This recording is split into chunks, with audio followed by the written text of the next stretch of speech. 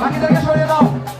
কেউ মন্দিরের সামনে অবস্থান নেবেন না, শুধু আপনার কেউ মন্দিরের সামনে অবস্থান নেবেন না।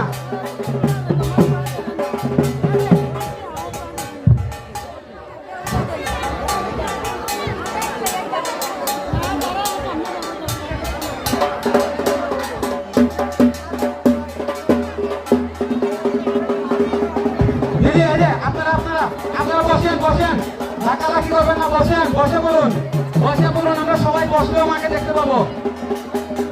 আপনারা যারা সামনে এসে দাঁড়ান, মোবাইল আপনারা কোনো সাংবাদিক না, আপনারা মোবাইল দিয়ে অনেকে দেখার সুযোগ নষ্ট করবেন না।